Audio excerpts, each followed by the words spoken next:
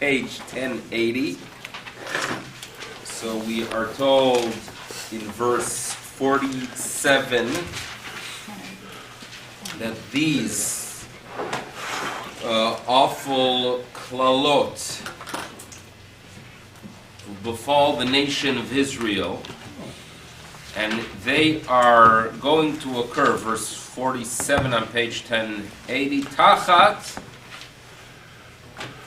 Asher lo avadeta et Hashem Elokecha besimcha ubetuv levav, because you did not serve Hashem, your God, with gladness and goodness of heart when everything was in abundance. When everything was in abundance. You're struggling with this? Or? A little bit struggling. Okay, that's good. You're not going to have to hold it till close. No. So, it seems to indicate that the theme of this week's portion is to appreciate what we have. Devoted cameraman, devoted cheer, all the blessings we have, it is important that we appreciate them. And that's the theme, and therefore the portion begins on page 1068 with the Bikurim. The Bikurim, the first fruit, is brought to Jerusalem with song, as we'll see soon, and it is called Bikurim. The word Bikurim comes from the word Bechor. The word Bechor means the first. The first is often the finest, like the Muvchar in some ways. So therefore, what you are supposed to do is show your appreciation to the Almighty by bringing Him the first.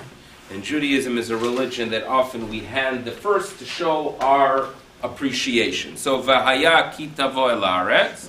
So when it comes that you enter the land, page 1068, the one asher Hashem Elokecha noten lecha, nachala, that was given to you as an inheritance, v'yirishta v'yashafta ba, you will possess it, and you will dwell in it. So it seems to be that dwelling in a land is wonderful, but at times it could bring about a spiritual downfall. When the people settle and feel that we are comfortable now, we have what we want, we could be like everyone else, we suddenly forget our spiritual responsibility.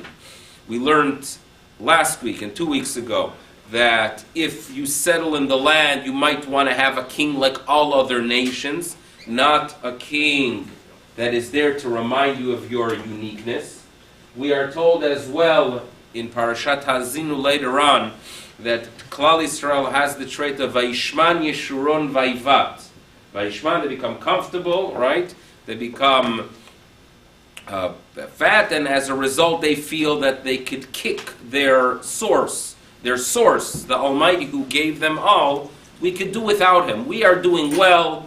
We scientifically have developed techniques of dealing with droughts, dealing with a low yield of produce from the land. We have the ability to do it because we are settled, we are talented enough.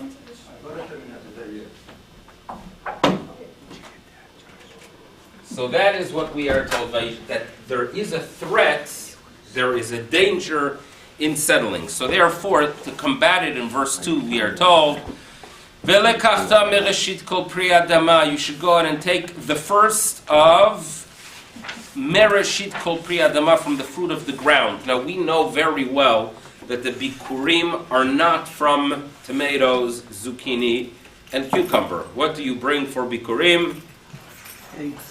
What? Figs. Figs, what else?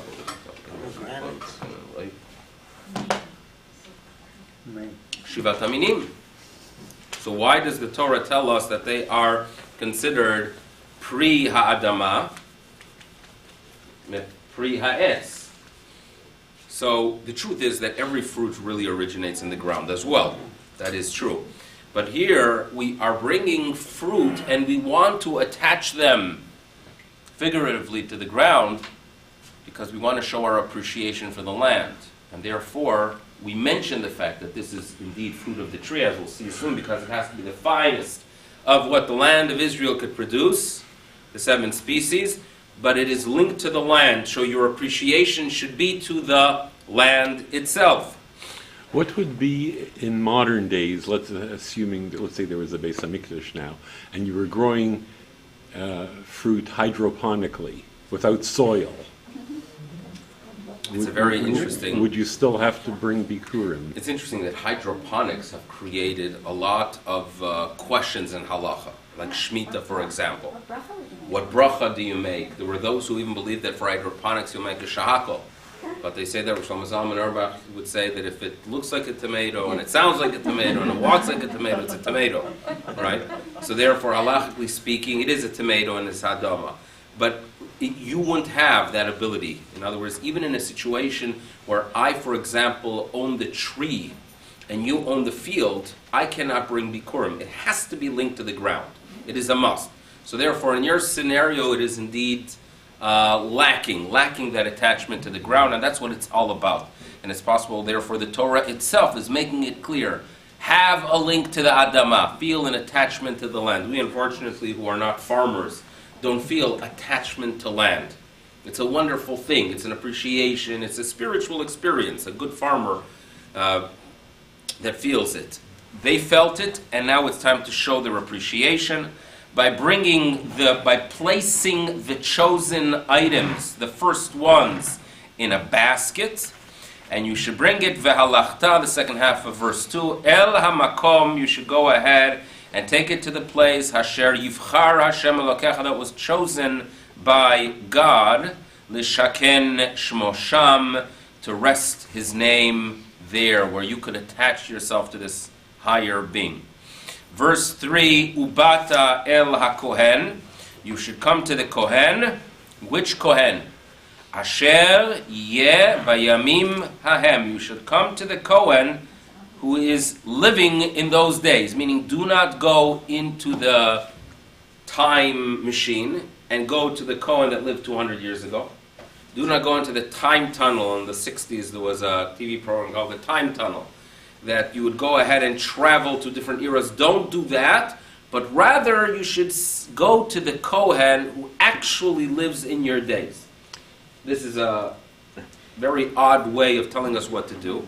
This concept appears, this term appears, of approaching the one who lives in your days regarding judges. That if you have a dispute, go to the judge who lives in your day. Don't go to the judge who lived 1,000 years ago. Right? Judaism is one that you should have an understanding. This is what we are told there. That do not claim that today rabbis and judges know nothing compared to the judges who were in existence 250 years ago. I don't listen to them. The answer is perhaps, but at the same time, Judaism is structured in a way that you need to have a leader, a living guide to direct you, and therefore, even if he is not the greatest of scholars, turn to him. Now that logic applies there when it comes to law. Here too you could apply it as follows. I am supposed to bring it to the Kohen, who is a spiritual being, and therefore by handing it to the Kohen, it is as if I have handed it to God. So the Kohanim, the legendary Kohanim of the past, fine, I can understand, especially with age, right, with time, legends get better. I have my older brother, right, he's a storyteller too. He's a storyteller, so he travels and he comes back with stories, but he enhances them over time. In other words, they become better and better. So the line is with him that if he has a good story, don't approach him immediately. Wait 2 months, because it will be much, much better after that. So that's the idea, that when it comes to legendary people of the past, they become like supernatural beings, right? Judaism does take the safe approach that we are on a lower level than the previous generation. It's a very safe approach. Why? Because then when people want to go ahead and make adjustments, we could claim, we can't do it. The rabbis in the past were great, we can't. It has some truth in it. It is true. I have no doubt in my mind that there is no one alive today like the Vilna Gaon. That none of the rabbinic authorities are like the Vilna Gaon. I do believe in it. I do believe, on the other hand, that you do have times that there are great rabbis who were better than the ones 100 years ago. I do believe that, there was a rabbi, and I said it when he was alive as well, Rabbi Milevsky, right? In Eretz Yisrael, there was a rabbi who passed away at age 101. So I do believe that he was on a commitment to learning that wasn't in existence for 200 years. So it has truth to it. But the reason that our communities emphasize this idea is because it gives you the ability to protect the old. How can we make an adjustment? At times, this concept reaches absurdity. At times, the concept of sticking to the old and not changing because we are not as great as the past, so who are we to make an adjustment, reaches absurdity. And one example, I mentioned it last night, was the fact that we turn to God and ask for rain. When do we start asking for rain? Not mentioning the fact that God is great, that He bestows rain to the human race and to earth, but rather, when do we start actually asking for it? So in the land of Israel, on the 7th day of the month of Cheshvan. Why? Rainy season begins after Sukkot. It would take 2 weeks for people to get home after Sukkot. So therefore they established a date, and that is the 7th day of the month of Cheshvan, 2 weeks after Sukkot. That's very logical, and that is done up until this age. If you live, on the other hand, outside of Israel, so the date when we start asking Meten Talu Matal Livracha is December 4th or 5th. Why? Why so late? So the answer is because in Babylonia, they don't need rain till then. In Babylonia, in Iraq, right, they do not need rain. They need a lot of other things in Iraq. But rain they don't need until that date. So you ask yourself, wait a second, believe me, I'm not going to Iraq, right? I'm not concerned about the rain in Iraq. I'm concerned about the rain perhaps in this region, like oats, or perhaps in Eretz Yisrael. What relationship does it have to me? So the answer is that about 1,000 years ago, my ancestors I know that I had ancestors, you know probably too, Rolf. You had ancestors in Bavel, and they left Bavel and they come to Europe in the 10th, 11th century through Luca, and they didn't want to change. So even though in Italy and in Germany and in France the rain was needed earlier, how can you change something that was done in the past? If my grandfather didn't ask for rain till December 4th, who am I to start asking earlier? And that's something that occurs when we are extremely traditional, when we are too traditional. If you are not traditional at all, it's also a problem. How do you balance it? Good luck. That's what we've been struggling with for the past 3,000 years, that we value tradition, but we still value common sense. So this idea of valuing the past could become a problem here too. The guy says, I'm going to bring Bikurim, the great rabbis, the great, Rabbi Shmuel Kan Gadol. I understand that to him it is considered as if you are giving a gift to God by handing them this basket with magnificent fruit. He indeed is a man of God. But the current Kohen, what kind of Kohen? I saw him playing basketball the other day. What kind of Kohen is he? He's not a spiritual man. The Torah tells you it doesn't work like that. Asher Iyeh Bayamim Mahem. You have to understand that if you live in that day, he lives in that day, he is the right Kohen for you. He is the right rabbinic authority for you. That's what we are being told here. In verse 3, Va'amarta elav, you make a declaration to him. Higadeti hayom lashem elokecha, I am saying today to God, to your God, Kibati ela aretz, that I have arrived, I have come to the land. Asher nishba Hashem lavotenu latet lanu, that was sworn to our forefathers by God to give us.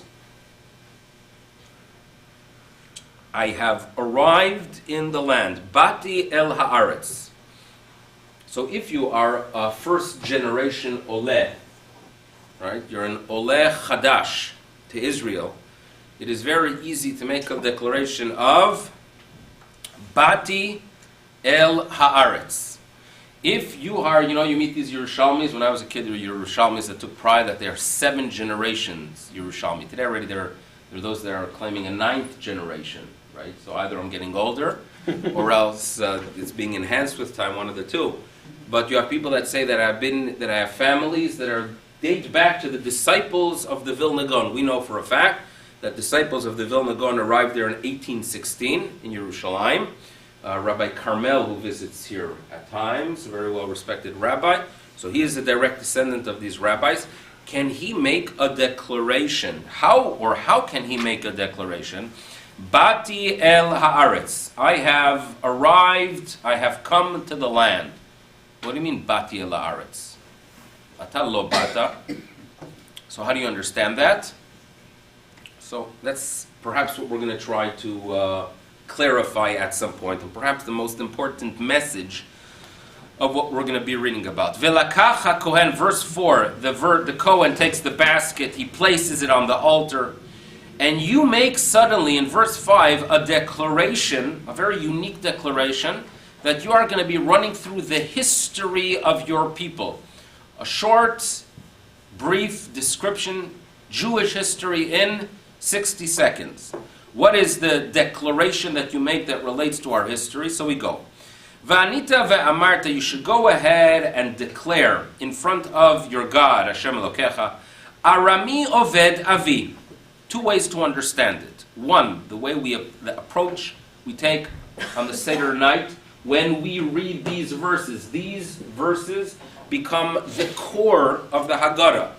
What we do in the Haggadah is basically read these verses, and therefore they're going to sound quite familiar, and we're going to break them down. We're going to explain them in detail, and that is what's taking place. So on the Seder night, we declare Arami Oved Avi means that there was an Armenian who tried to destroy my forefather.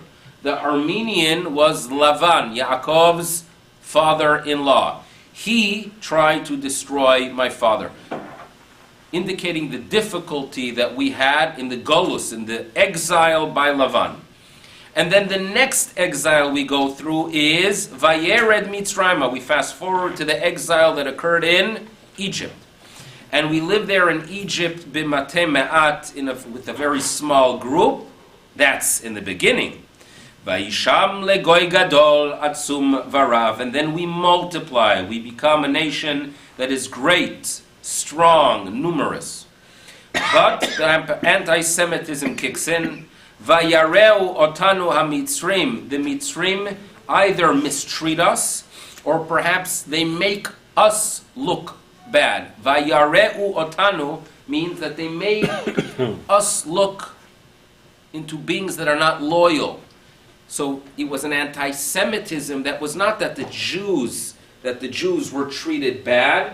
It was an anti-Semitism where they pointed fingers at the Jews. Look how unethical they are. Look how these Jews are treating the poor children in Gaza. Right? That's a form of anti-Semitism.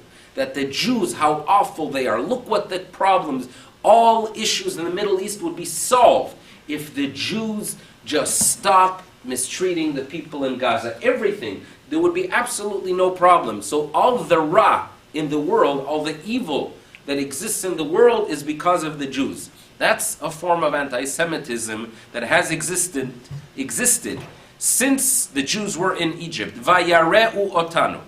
And then vaya'anunu, and they afflicted us. They placed difficult labor upon us. In verse 7, we find the solution to anti-Semitism. The solution to anti-Semitism is not being like the nations of the world. The solution is not just Holocaust education, which is important, and not just the March of the Living, but rather, Vanitzak el Hashem Elokei Avotenu. We cry out to God. We must try a lot of important things. It's fine. Sorry. I could get a shot of coffee. Huh? Nice to meet you, Sam. Vanitzak el Hashem Elokei Avotenu. We cry out. Vayishma Hashem et kolenu. He hears our voice. That's what he's about. He sees our suffering, our difficulty, the pressure.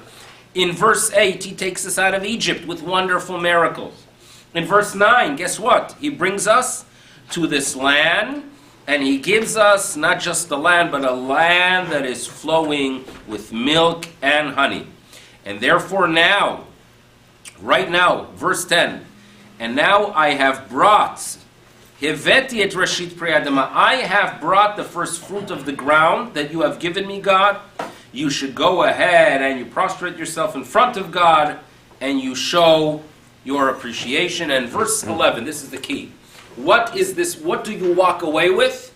You walk away with happiness, being glad. V'samachta b'chol hatov. You should be glad with all the goodness that Hashem has given you, but don't keep it for yourself. The Jewish way of showing appreciation is giving it to those who are in need, to the Levite, to the proselyte, to the people who have needs. That's what we're reading about. So, what we have to clarify is, why is simcha the core of this week's portion? It appears here, it appears later, when we are told that the admonition is a byproduct of a lack of it, of simcha. Number two, how can someone declare, I have arrived in the land? And what's the significance of Jewish history? This is the core of Jewish history. And that's what kind of declaration is made. And also, why this Seder night they decide to take these verses? Could have, not from Shemot. Keep your eye out in about 8 months. Pesach is coming, about 8 months from now. Right? Keep your eyes open and you'll realize that these are the verses that are used these are the verses that give us clarity. Now, the Mishnah tells us that when they would bring Bikurim, it was a tremendous celebration.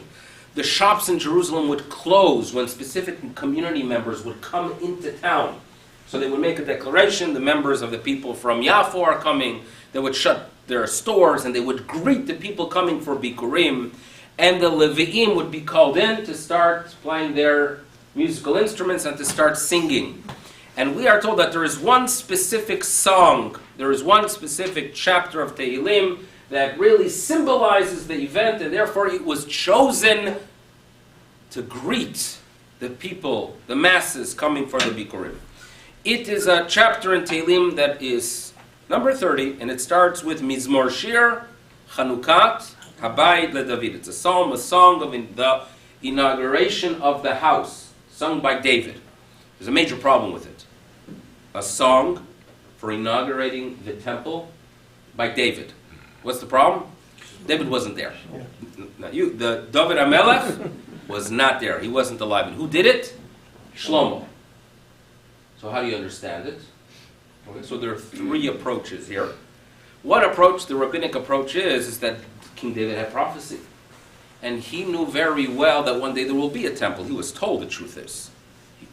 And the building of the temple was a victory for him more than anyone else. Why was it a victory for him? David HaMelech messed up. Right? People have tried for the past 3,000 years to give all kind of explanations of why David did it. He had a relationship with a woman he shouldn't have. So we've been trying for 3,000 years to cover up. But the reality is that he did something wrong. There's no question about it. But the reality is that he did tshuva. And the reality is that he has inspired people for 3,000 years. That if you do something wrong, guess what? You could fix it. So he is the man, right, that saves Klal Yisrael because he has taught us for every single generation. You mess up, guess what? Judaism gives you the opportunity to deal with it. We have a process. Regret the past, accept not to do it again. Go ahead and verbalize the sin with vidui. Mission accomplished. So a very significant individual. There were those who didn't like David, who did not like David HaMelech, and believed that he is evil, and believed that it is impossible that the offspring of King David, the offspring from not just any wife among the 18, but the specific wife Bathsheba, who he found in such a problematic way, it is impossible that such an offspring will build a temple. Because the temple is all about a relationship with God. And how is it possible that this structure that links the people of Israel to God comes about is a descendant of David HaMelech, who is such a sinner? Impossible. So David has his philosophy that tshuva is you can reconnect to God, and you could reconnect after tshuva on a higher level than before. That if you have it down, and then you come up with much more than what you went down with. If you feel, when you were down and you were a person not doing the right things, you felt this emptiness, but then you turn around and reconnect to God, you are on a higher level. That's the David HaMelech philosophy. And then there were his oivim who believed, not true. You are doomed, man. You made a wrong decision. You are finished. So therefore, he writes a song that one day when that structure, when that temple is indeed built, you know what? Mizmor Shir Chanukah Tabai LeDavid. And that is, Aromimcha Hashem. I will go ahead and exalt you. I'm going to exalt you more than anyone else because I am teaching tshuva. Because you have Dili Tani. You have drawn me up. You have drawn me up. Meaning I was down, I felt broken. And you have drawn me up. Velo simachta oivaili. You did not let my enemies rejoice over me. And this is a chapter that talks about the down. That talks about the down and how you could come back up. But it is also a chapter that says that you should know, when you think that everything is fine, when you don't have a down, you don't really appreciate the up. When a person does not have a period of emptiness, when a person does not have a period when he feels distant from God, he's not going to appreciate the closeness of God. One of the verses is, Va'ani amarti b'shalvi, and we read this, there's a tradition to read this chapter every day before Psukei de Simra. And in one of the verses we say that David HaMelech said, B'shalvi, when things were settled, when things were calm, Bal emot le'olam, I'm never going to fall. Meaning, when I don't have those ups and downs in life, I don't really have a relationship with God. I'm always going to be the same. But then I recognized that I had a down, but I reconnected and I am on a higher level as a result of the down. Contrast, when there's a contrast, then you could go ahead and appreciate what you have. Okay? And that relates to a spiritual condition. When I feel an emptiness that I'm not with God, and then I bring Him back into my life, I'm on a higher level. It's interesting to note, the word used here to indicate that he was drawn up is dilitani. What is the shoresh in it? What is the core root here? Poverty. Poverty, dal. What else? Dala, which is? Draw. Pull up. Yeah, good. To pull up. But what does it come from? What Well. word does it come from? From the dli. The scoop up, and also water, right? Water symbolizes Torah, spirituality, life. So we are in an era that water basically comes from the tap, right? And the next generation is so spoiled that it's not good enough unless it's in a water bottle. The exact same thing, right? But the kids would not drink it if it's not in a water bottle where the caps cannot be opened with anyone that has any problem with their fingers. Now, the water drawing process in the past worked as follows, from what I read. That you would go into a backyard, there was a well, right? In South Africa you had those? And there would be a well. You lower the empty dli, and then you bring up the full dli. The dli has a down, going down. Symbolizes a condition of lowness, of being lowered in its condition. And it comes back up. But when it comes back up, it comes back full. It comes back with water. It comes back with something. It is full. It's not an easy journey up, but at least it has water in it.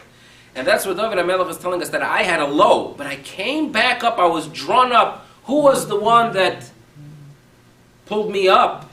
Dilitani, like a dli, like the bucket. It symbolizes the idea that when we have a down, we could become far better by coming back up. We come back up with something. So therefore this word is used. There's a contrast. Because when you were down, you feel this emptiness, you appreciate what you have. So this is the chapter that is used. This is the chapter that they would sing when they would bring Bikurim. And Bikurim is all about appreciation. Appreciate God. The problem is, it is impossible to appreciate what you have if you cannot contrast it to something else. If you cannot compare it to the bad, you do not appreciate the good. Why do Torontonians love Miami? right? Why? Because they experience winter here, December and January. If you experience the winter, if you fly down to Miami now, it's not going to be the same like going to Miami in January. Why is it? Because we have a contrast. We still, we took Abigail to Florida in December, January, and the situation was such that in the morning when we were leaving the hotel to get to the airport, it was 83 degrees Fahrenheit, right, which is upper 20s. What is it about? Something like that. 29, you say. And when I got to the car here in Toronto, it was Celsius minus 27, right? Minus 27 Celsius. That's a contrast. Kabbalah wasn't the other way around, but you felt the cold. You felt it, and the same. You appreciate things when there's a contrast, and therefore this is a song about a contrast. You felt emptiness. Now I feel a relationship. So what the Jews are supposed to do when they bring Bikurim, what are they supposed to do? Feel an appreciation for the land. Feel as if they have just arrived, that you just got out of the Soviet Union. What would you say, Mark? Yeah. If you have a tzaddik that's been good all his life, learning and doing mitzvahs and everything else, he is not on the same madrega as somebody who wasn't on that madrega and did tshuva and is now doing well. So they're on it.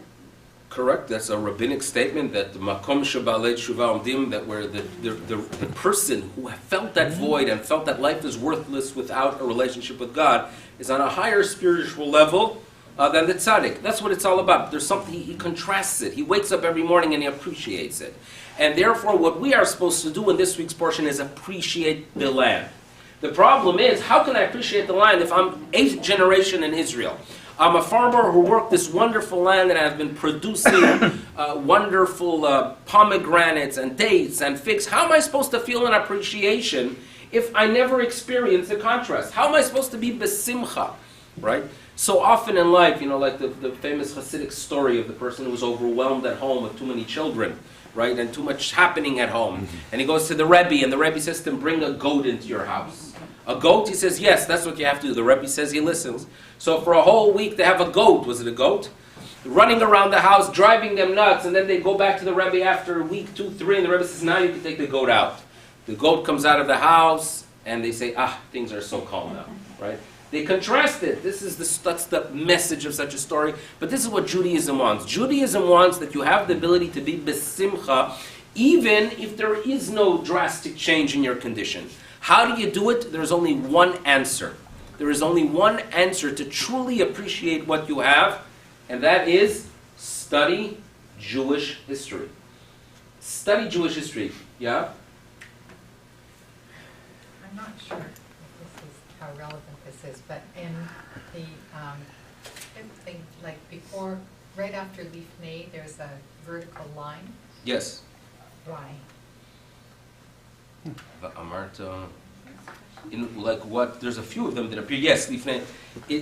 It's interesting that when they noted the truck, the connotations in the text, they placed lines in some places where there's supposed to be a stop, and there was a special tune that you would place right beforehand.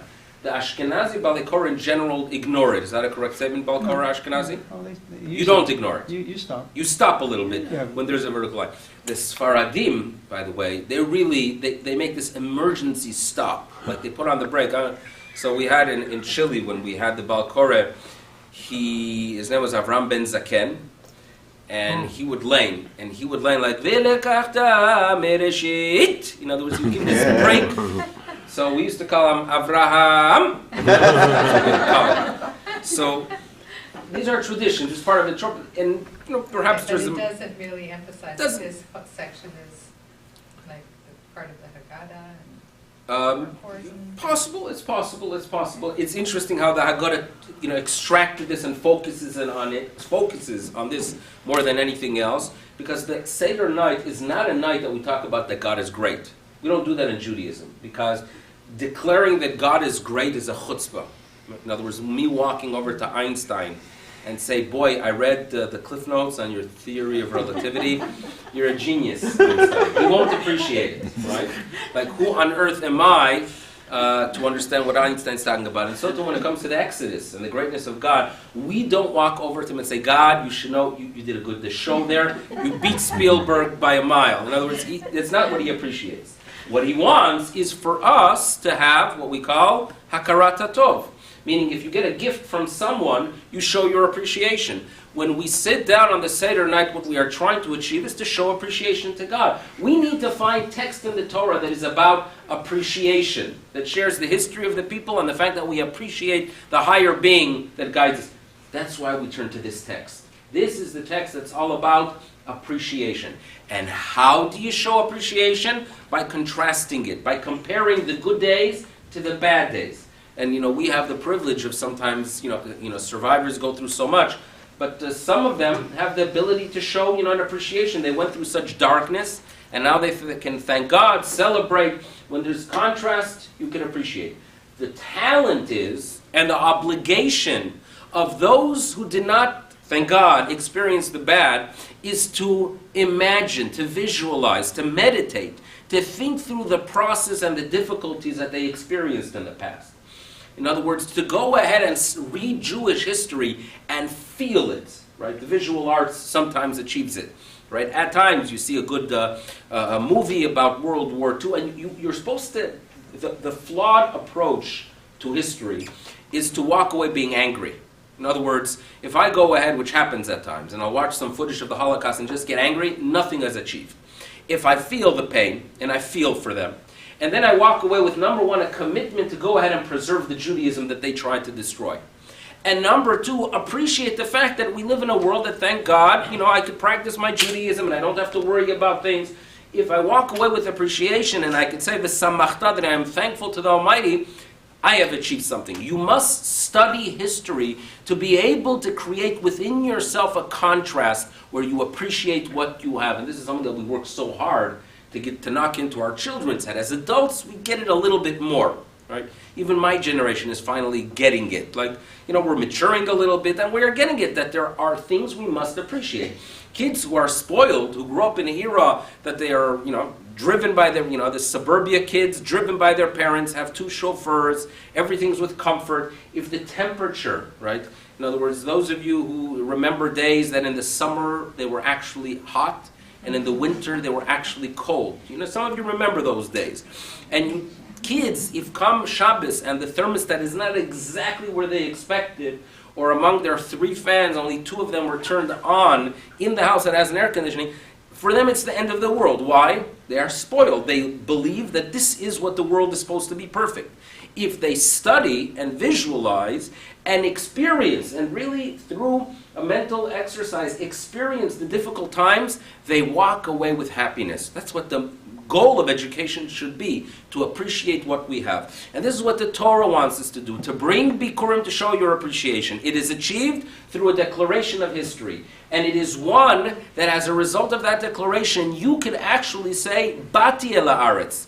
I arrived. In other words, by me, yes, I've been here for many generations, but by me visualizing the difficulties of those who arrived here, I am going to appreciate what I have. V'samachta, you should be happy and use the happiness as a tool to spread it to others. The goal of Jewish happiness is not, I'm happy, I'm fine, goodbye to you, but rather I take this feeling of appreciation of the wonderful world we have, the gifts we have, and use it to spread the wealth, not just physical wealth, but spiritual wealth, being happy and appreciative.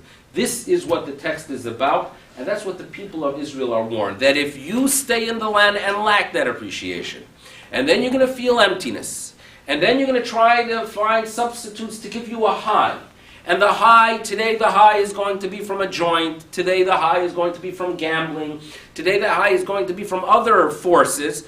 In those days, how would you get a fix? You would get a fix if you would go worship Avodah Zarah late at night, right? There was a region called Nevada where Avodah Zarah was illegal. They would go ahead and they would worship in Avodah Zarah and get this fix, this high. And then they would become addicted to it. Why? Because they felt emptiness with their Judaism. I did Judaism. My father did Judaism. My grandfather practiced Judaism. It means nothing to me.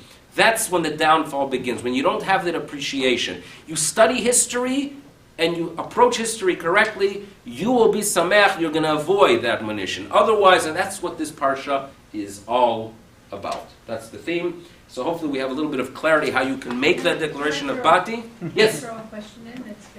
Can I throw a question in? Yes, For of 1 course. second? If we go back to Pasuk Gimel, Now, we go back to Pasuk Gimel, and it says, "Uvati lakohen asher yeh bayimim hahem, elav higaditi hayom l'Hashem Elokecha." I told. Why isn't it in the present? And why Hashem Elokecha, not Hashem Elokai? So- or like Canaan. So first of all, higadeti hayom seems to be in past tense. So the action of coming with a gift, that itself, the commentators explain, is already a declaration. By coming, they would schlep this basket with fruit. That itself is higadeti, kvar higadeti, lashon hava. But And the then- Bati comes afterwards. Higadeti hayom la'Hashem Elokecha, ki bati el haaretz, that I have arrived, right? Ani bati, that I have arrived to the land. In other words, by bringing the fruits, I am showing, right? I am indicating that I am the one that have arrived in the land. I myself bati el haaretz. But Elokecha? Oh, so what is the Elokecha? It's Elokeinu, and then afterwards, so again, the goal is to show that you are really giving it to God. How do you give to God, God who is not physical, how do you give him a gift? You find the one that represents him. So the idea is it's really a detail within the appreciation. You view the Kohen as an extension of God. That's the idea behind it. So it's Hashem Elokecha, not to exclude, and afterwards, afterwards he does say it's Elokai. It's a little bit interesting that he gives the title of Elokecha, your God, but it's elevating the Kohen. It's placing him where he belongs, that you symbolize something. You symbolize, you connect us, and that's the significance of the word. Thank you, everyone, for coming. We'll see you B'ezrat Hashem next week.